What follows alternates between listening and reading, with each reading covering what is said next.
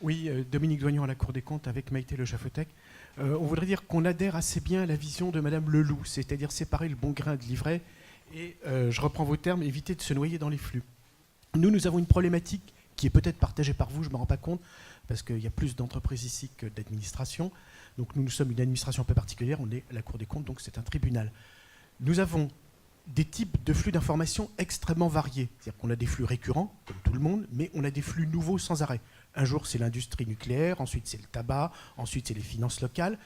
Et donc, pour se retrouver dans ce flux d'informations, pour revenir à votre préoccupation, Madame Leloup, il est impossible pour nous d'aborder un flux d'informations sans un référentiel métier qui lui est supérieur. Sans ça, on ne pourrait jamais exercer cette fonction. Il nous a demandé de savoir si l'argent public est bien employé. Mais l'argent public, vous le savez maintenant aujourd'hui, on le sait de mieux en mieux, est dépensé par de plus en plus d'acteurs qui ont chacun des objectifs, qui normalement doivent être dans leur référentiel. Et c'est pour ça que je suis surpris par votre question, monsieur. Vous disiez que le référentiel est mort. C'est-à-dire qu'on n'accorde plus assez d'importance au référentiel, ou j'ai mal compris ce que vous disiez? Je crois que le référentiel est un moyen, mais ce n'est pas une finalité. Quand je dis le référentiel est mort, c'est l'intégrisme du référentiel. C'est-à-dire que dans Cobit, il y a des choses superbes, il y a des choses moins bien, dans ITIL, il y a des choses superbes, il y a des choses moins bien, dans CMMA, et ainsi de suite. Mais globalement, la finalité, c'est de faire de la valeur pour l'entreprise, pour les hommes qui la constituent, et de l'argent pour l'aspect de l'économie. Et quand je dis le référentiel est mort, c'est le référentiel unique, c'est-à-dire ITIL est mort, Cobit est mort. Ce qui est intéressant, c'est la finalité de l'économie et l'adaptabilité au monde extérieur. Prenons plutôt les bons outils au bon moment, quelle que soit leur marque qui s'appelle ITIL ou un autre. Revenons sur des fondamentaux qui sont vraiment pratiques. Et arrêtons de parler de processus pour parler de processus. Le référentiel est mort, il faut prendre l'ensemble des référentiels, arrêtons l'intégrisme vertical.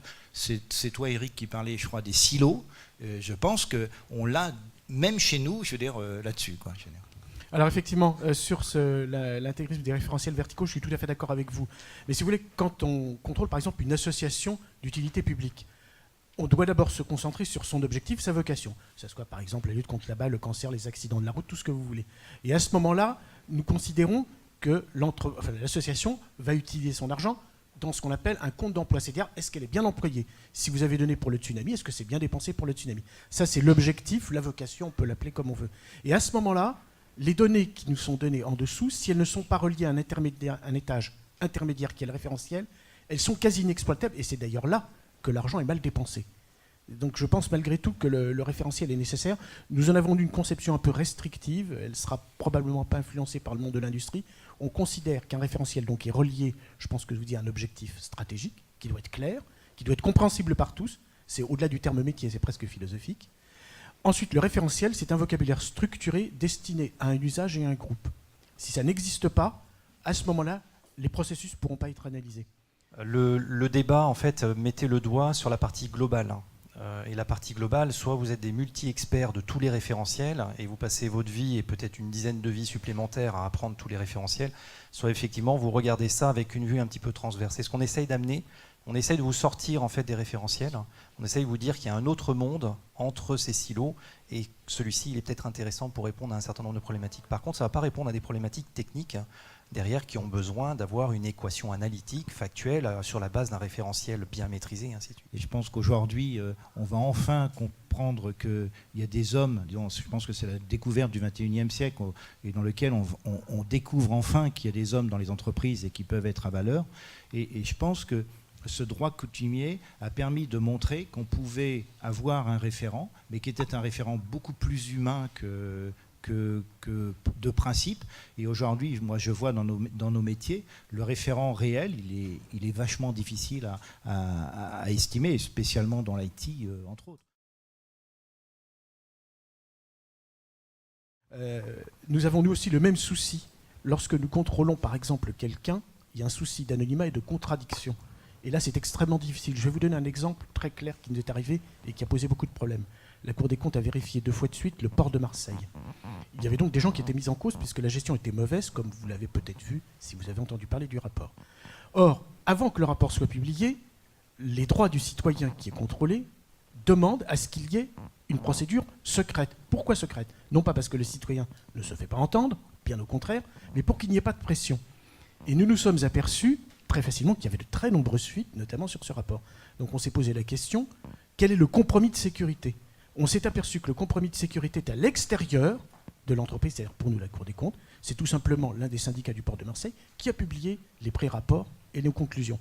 Donc là, on peut faire tout ce qu'on veut en sécurité. S'il n'y a pas de partage et, comme vous dites, un peu de compromis avec les personnes avec qui vous discutez à l'extérieur, c'est extrêmement complexe. Et à ce moment-là, on revient à une conception fermée de la sécurité, au mot de passe dont on parlait. C'est quelque chose qui est, pour nous, en tout cas, très difficile. Complément. Oui, juste un petit rebond sur l'affaire, effectivement, port autonome de Marseille et Cour des comptes. Hein. Là, j'aurais dû le préciser et prendre quelques secondes de plus tout à l'heure avant de faire sonner la cloche, sur la notion d'entreprise étendue. Tout le discours que j'ai pu faire, il faut l'appliquer non pas à l'entreprise PSA Peugeot Citroën, mais à l'entreprise étendue, c'est-à-dire l'entreprise cœur et ses partenaires, fournisseurs, prestataires, et donc là vous étiez dans cette situation d'entreprise étendue. Ça complique effectivement, la mise en œuvre complique parce qu'on doit passer par des contrats, les solutions technologiques ne sont plus forcément compatibles, mais il faut organiser tout ça. Qu'est-ce que cette vue globale du flux information peut bien apporter? La vision des flux d'information, c'est la vision des flux d'information et de leurs acteurs. L'information doit être mise en relation avec les acteurs de l'information et doit être un moteur de la création de connaissances, de la capacité à acquérir du savoir-faire, à développer du savoir-faire, à développer des innovations. Et ça ne se fait pas uniquement par les flux d'information, mais par l'intégration de ces flux d'information dans une vision un peu cognitive de l'entreprise. Qu'est-ce que cette vue globale du flux information peut bien apporter? L'idée de base, c'est-à-dire que la donnée, c'est une donnée brute, l'information, c'est ce qui sert à prendre des décisions ou à faire de l'innovation. D'une part, les analyser, c'est-à-dire savoir pourquoi ils existent, parce que quelquefois, ils ne devraient pas exister. Retraiter l'information brute pour pouvoir effectivement l'exploiter par des humains. Maîtriser les flux, c'est aussi les mesurer, c'est-à-dire définir des métriques en termes de qualité, en termes d'intégrité, en termes d'authentification, de valeur, en fait, pour l'entreprise, tout simplement. Ce que ça peut apporter au niveau de l'organisation, c'est déjà d'avoir une notion d'échelle de valeur en fait, de l'information qui circule. Ce n'est pas inutile d'arriver à mesurer ce qui peut effectivement être vital pour l'entreprise de ce qui est complètement accessoire. Et comment on fait en réalité? Donc là aussi, c'est plutôt une approche en fait, de bonne pratique, hein, parce que les utilisateurs ne sont pas forcément très versés dans une bonne gestion et saine gestion de l'information, on va dire ça comme ça. Je reçois encore des documents sans auteur, sans date et sans titre. Pour donner un exemple concret. Qu'est-ce que cette vue globale du flux information peut bien apporter? Casser des silos dans l'entreprise, et casser les silos, c'est faire circuler l'information, c'est avoir une information interopérable.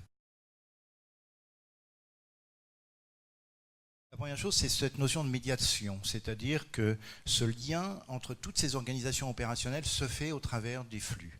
Un truc aussi important, par exemple nous qui travaillons dans un monde international, le flux est générique et universel, c'est-à-dire qu'il permet de discuter avec des applications qui sont si bien situées en France que situées en Inde ou à Kuala Lumpur, et ça d'une manière totalement transparente, en tout cas on essaye de le faire.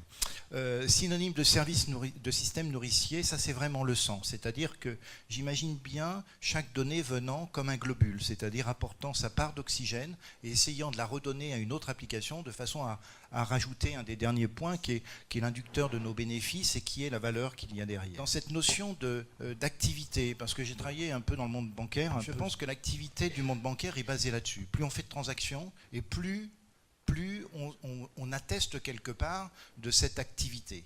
Et donc, plus vous ferez de transactions et plus vous aurez la suprématie d'être le premier dans la notion de volume. Et puis, donc, il y a un sujet, moi, qui m'intéresse beaucoup, hein, qui est aujourd'hui quelque chose d'assez assez paradoxal. On remplit des poubelles, ça s'appelle les big data, ça s'appelle tout ce que vous voulez.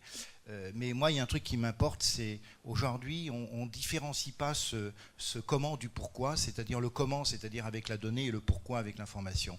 Pourquoi je trimballe tant d'informations et le jour où on essaye de trouver un propriétaire de l'information, on n'en trouve jamais.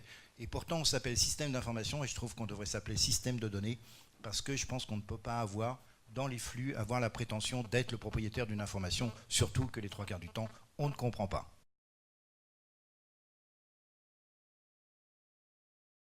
Alors, le RSSI, l'information numérique. D'abord, qu'est-ce que c'est? On parle, nous, d'actifs informationnels, parce qu'on prend un mot, le terme d'actif, c'est un mot qu'on trouve dans la gestion des assurances, dans la gestion des risques, dans les termes financiers. Pour bien marquer cet aspect valeur, on l'a qualifié de informationnel parce qu'on est sur le terme numérique. Mais le terme actif recouvre à la fois du physique, des machines, des serveurs, des PC, et évidemment le contenu de ces machines dans des bases de données. L'autre élément de valeur d'un actif, c'est la maîtrise de sa diffusion. L'information, elle n'est pas là pour rester dans un PC qui est éteint à l'intérieur d'une cage de Faraday pour être sûr, et on a enlevé la batterie du PC. C'est bien pour qu'elle puisse circuler. Mais cette circulation, cette diffusion de l'information doit absolument être maîtrisée pour que les ayants droit de cette information l'aient au bon moment et avec la qualité voulue, et que les autres personnes, ceux qui n'en ont pas le besoin, n'y aient pas accès à cette information. Développer la culture de la maîtrise d'information, c'est agir sur l'élément mise en œuvre et des comportements par les personnes. C'est un travail là de tous les instants qui est très difficile, de tous les instants et à tous les niveaux de la pyramide de l'entreprise.